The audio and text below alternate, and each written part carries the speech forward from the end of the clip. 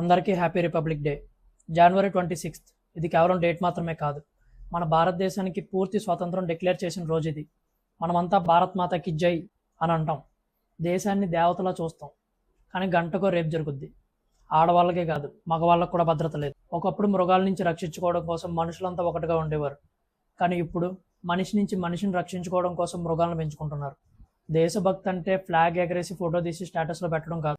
మన రాజ్యాంగం మనకు కల్పించిన స్వేచ్ఛని, స్వాతంత్రాన్ని గౌరవంగా బ్రతకడం. కానీ మనమేం చేస్తున్నాం?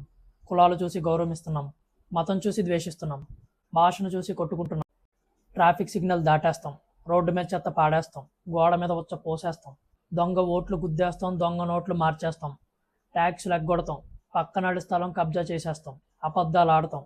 మన దేశం భారతదేశం, మన భూమి పుణ్యభూమి. మనం చెయ్యని పాపాలంటూ ఏమీ లేవు. 1.4 బిలియన్ పాపులేషన్ ఉన్న మన దేశంలో 74% నిరక్షరాస్యులే. మన దేశం మారాలంటే ముందు మనం మారాలి. ఈ రిపబ్లిక్ డేకి మనం మాటిచ్చుకుందాం. ఇక నుంచైనా ఒక మంచి భారత పౌరుడిగా ఉంటానని, నా దేశంలో స్త్రీలను పురుషుల్ని గౌరవిస్తానని, నా రాజ్యాంగాన్ని చట్టాల్ని అనుసరిస్తానని. అదే నిజమైన దేశభక్తి, అదే నిజమైన రిపబ్లిక్ డే.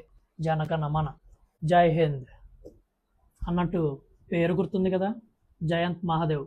కావాలంటే మళ్ళీ చెప్తా.